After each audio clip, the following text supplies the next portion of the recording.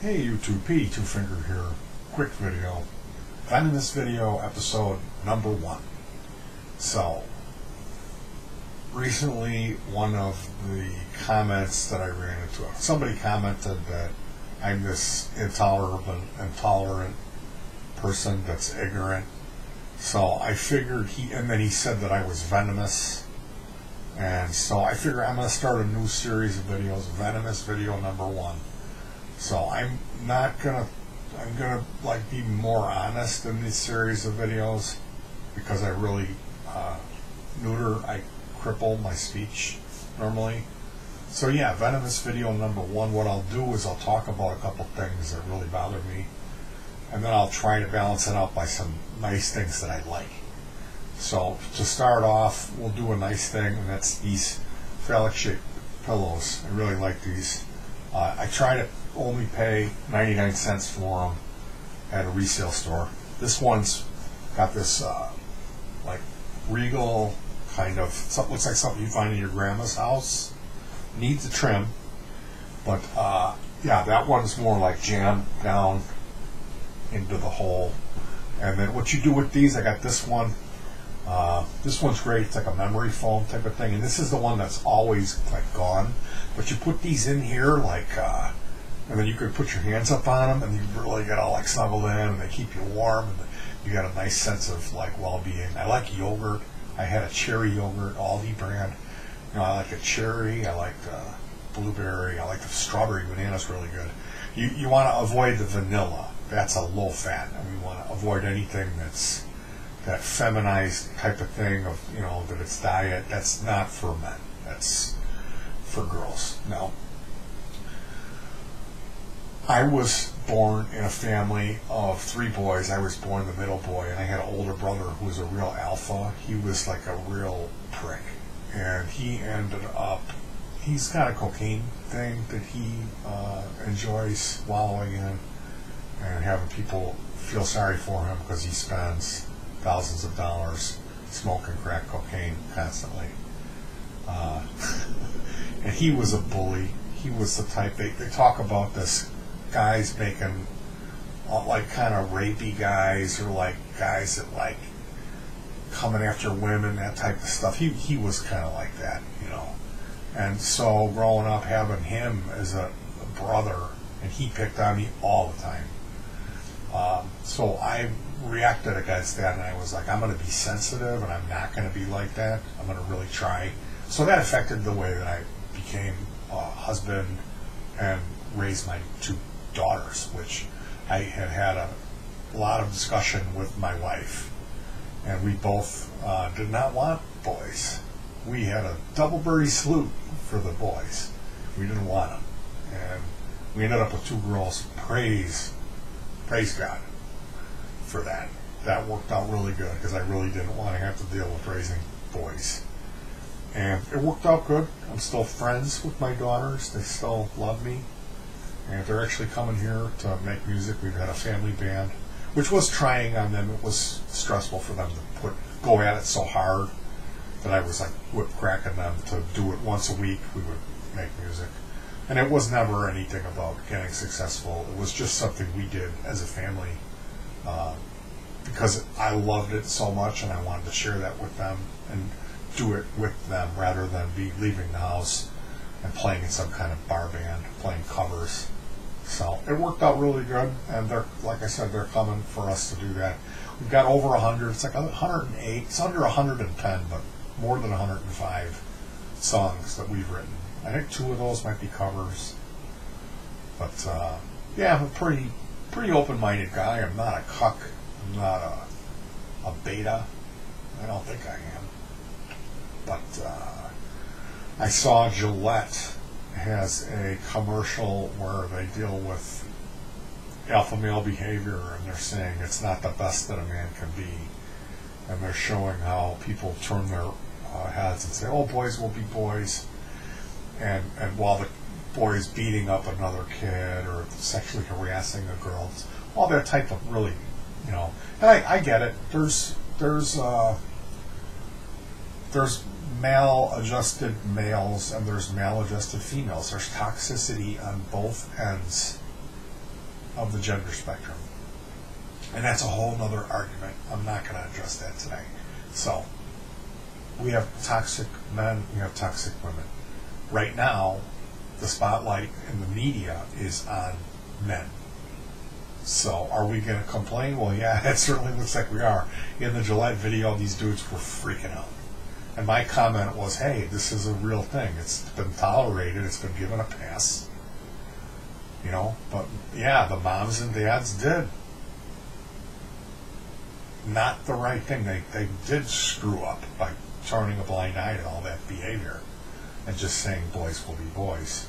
And now society's putting their foot down and they're not going to take this shit anymore, which I think is awesome, because I never acted like that. I probably, I guess I did, but I just too blind to see that I did pick on some people. That was a roll down effect. You know, maybe I gave somebody a hard time and I wouldn't have done that if I hadn't been treated that way. So I've got to be honest with myself. I was no saint, you know, but I generally tried to be respectful of others, really. I really did. And I'm here to say today in Venomous video that I do understand Gillette's point, and the comment that I made was, hey, yeah, this is good. They may be a horrible company that's done all this horrible stuff to be successful, but they're making a step in the right direction. So I'm going to applaud and comment right along with them that rather than get all offended and worked up about it, we need to embrace this thought process for a minute and look at it and say, can we learn a lesson from this? Do we want our boys running around picking on other people, bullying people, and sexually harassing our girls and raping them? No, we don't want that. No, we don't. Should we have to talk about it? No, we shouldn't. People should be good enough on their own to raise their kids the right way, to know right from wrong, but unfortunately that's not the case. So it falling into the hands of the media is absolutely despicable to me. That sucks. If we got to take a lesson from Gillette, the shaving cream people. So it's kind of a cash grabby, a little bit of a shiesty type of a move by Gillette, but I don't blame them. I don't blame them. It's a hot button topic right now. Now, on the other end of it, being Venomous video, I'm talking about all this stuff. We haven't gotten to any of Venom yet. All right, here it goes. Brace yourselves, buckle in. I do not like Jimmy Fallon. I almost said Jimmy Kimmel. I do not like Jimmy Fallon. I'll say that again. I do not care. That guy, he's feminine. He's got, his eyes are squinty and they're too far apart. Looks like a shark. He looks like a predator. I don't know what that's going on in that guy's mind, but he fake laughs all the time. And he's kind of like hunched over his desk. I really don't like Jimmy Fallon. I can't tell you how much I don't. Kimmel, no. Fallon, double birdie salute. I can't stand that guy. He's creepy, he's effeminate, and I know that's not going to gain me any points with the left, the internet, the millennials, that, we're all the same gender and we all need to be transsexual. I'm old-fashioned. I think a guy's a guy, and that's good enough. And I think a woman is a woman, and that's the only true beauty in the world. So that's me and my chauvinistic viewpoint. Now, and that's not to say that I'm, pulling up porn on the thing every 15 minutes. I love and respect my wife, okay? So that's what I'm talking about. Now, getting back to business, Kimmel, no, he gets a thumbs down. He's only one thumbs down, not double birdie salute, because for one, he's fat.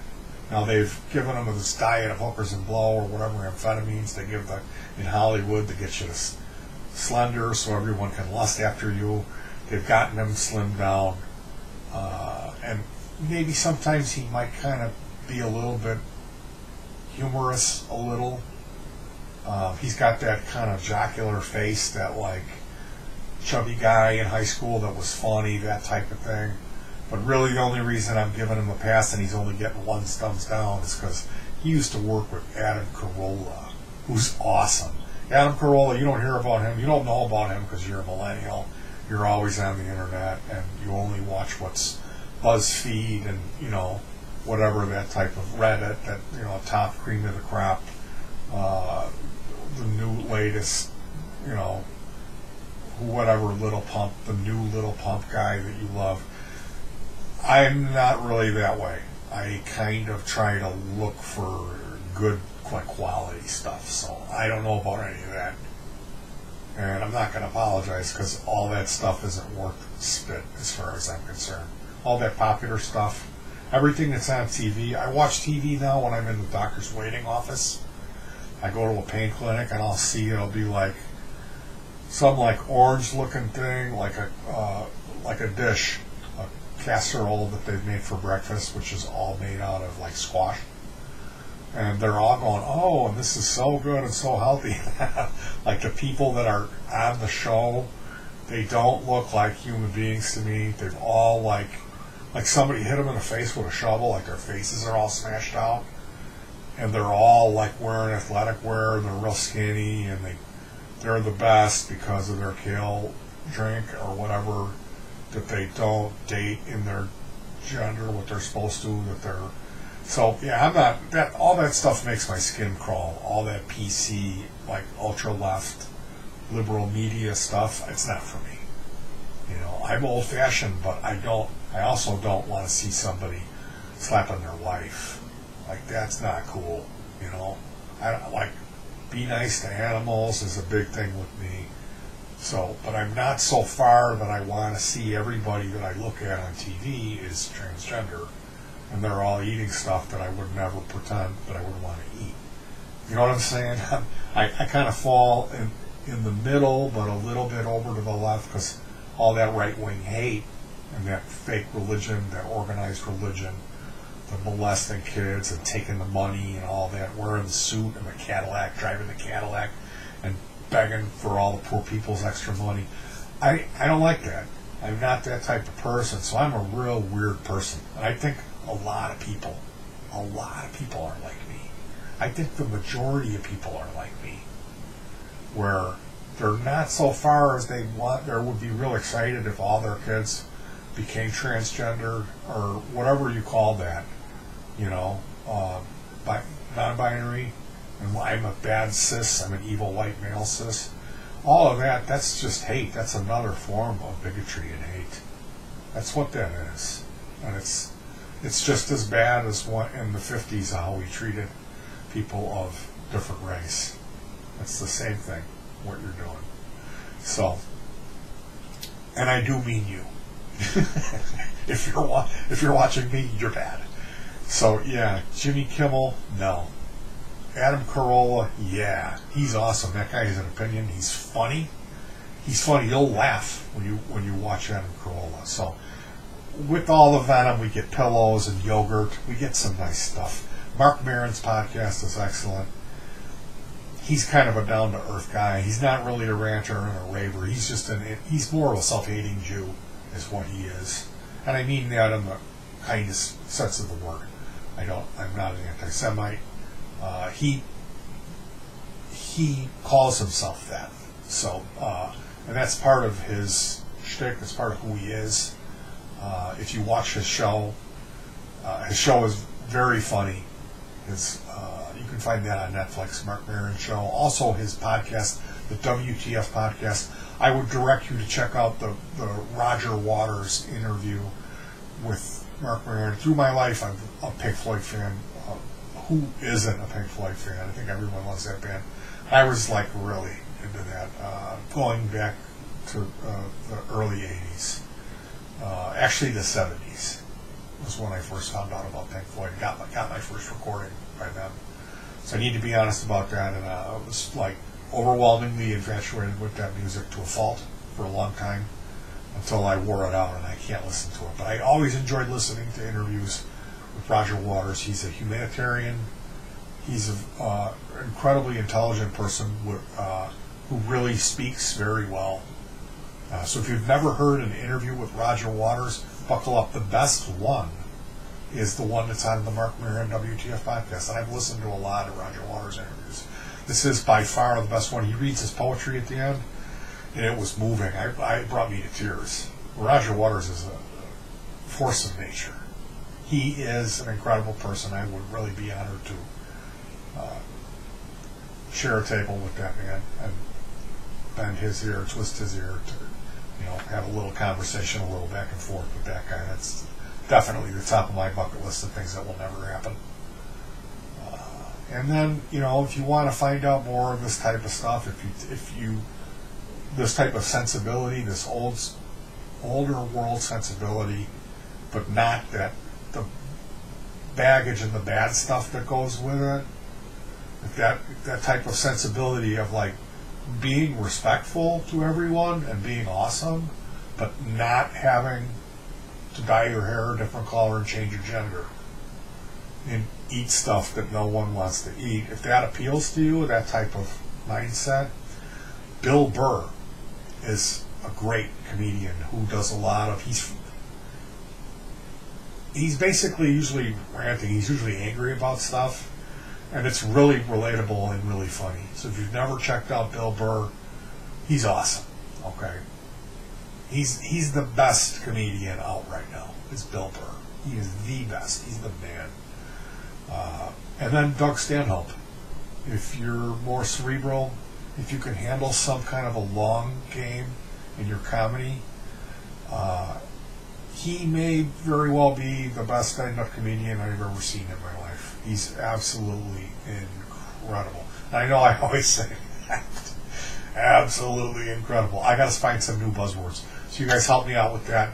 Oh, you can't. I'm disabling the comments for this because it's Venomous video where I talk about all the stuff that I love and one thing that I hate. So this is going to be a feature. I'll probably do a few more of these before I get sick of doing it, where I just recommend stuff that you might like. Check out King Crimson. It's a band. King Crimson. Their old stuff is kind of hippie-ish, but I'm more talking about the 90s or 2000 stuff. Now, if you get up too close to the recent date, like after 2014, they started playing their old hippie music again, playing their first album. So it's like this middle stuff. The King Crimson that has Adrian Belew in the band. And there's two iterations of that band, one from the 80s and one from the 90s and early 2000. So, and all of that is really incredibly great music. It's challenging. Some of it can be challenging, but Adrian does a great job, the front man, of songwriting and singing vocals that kind of make it more songy and less challenging. But that band uses a variety of cutting-edge technology in the band and unusual instruments. And the leader of the band, a guy named Robert Fripp, everyone in the band is incredibly talented. So check out some King Crimson videos. If you like good music, you can find some of that on your YouTube. Anyway, you guys, I hope you enjoyed Venomous video, episode number 1. There's going to be more of these coming. And I'm never going to apologize for anything that I say here, because I mean it. And are you going to tear me into one because I can't stand Jimmy Fallon? I hope you do, because the comment section's closed. So go ahead and report me for being intolerant, because I can't stand Jimmy Fallon. I cannot overstress how much I hate that guy. I can't stand Jimmy Fallon. Okay, with his fake laughing and his creepy eyes that are too far apart. Where are the bodies? That's what I want to know. I want to know about the children, the missing children. Jimmy Fallon, I do not like you. I'm just kidding. I love Jimmy Fallon. The show's really funny. That tumbleweed challenge that you did on TikTok, yeah, that was funny. I laughed out loud when you rolled on the ground. I threw my head back and laughed. Anyway, you guys, stay off of TikTok unless you are into underage girls. It's not a good thing. TikTok. It's a thing on your phone where you look at little girls, and Fallon's promoting a challenge. They've got dogs on. Hey, have your challenge to make your dog play a instrument, pretend instrument. Here's a challenge of Jimmy Fallon to roll around on the ground. It's funny. So yeah, stay off of the TikTok. And these challenges, I don't need anyone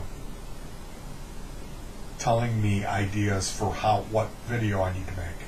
That's what it is. It's like, do a dance to the Scooby-Doo theme.